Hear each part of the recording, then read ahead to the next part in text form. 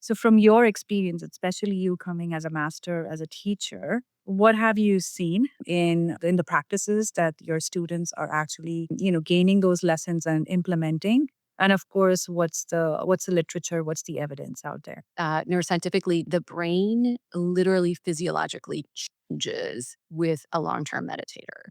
And so the gray matter within the prefrontal cortex, which is responsible for higher level thinking, emotional regulation, all of that stuff it actually gets bigger. So that's pretty incredible. And we have increased neuroplasticity, which is our capacity to adapt and learn new habits. That's also shifted. The other thing that we notice is a downregulation of the HPA axis, right? The hypothalamic pituitary adrenal axis. And so what that can do for us is it lowers the cortisol that I already mentioned over long periods of time when we have cortisol also is not, I don't need to get into that with you, but it gets sort of demonized, but of course we have to have it. And so it's the same as the sympathetic, overdrive. It's meant to save our lives, but not if it's over, 40 years of our lives. And so when cortisol goes down, we know that lots of different things can start to shift. Our fertility can shift, the entire system shifts when long-term cortisol is down.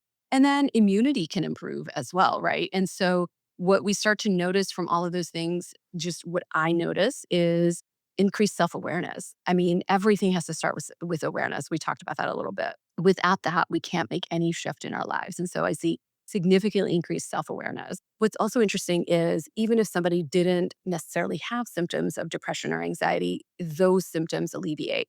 And the way in which that tends to work is, and this has been studied and can be reproduced, is over a 3-week period when someone practiced a 30-minute meditation a day, 5 days a week, what we saw in those studies was a 40 to 60% increase in serotonin and norepinephrine. I mean, that's pretty incredible. And up to a 60% increase in dopamine. And so cravings tend to go down, awareness tends to go up.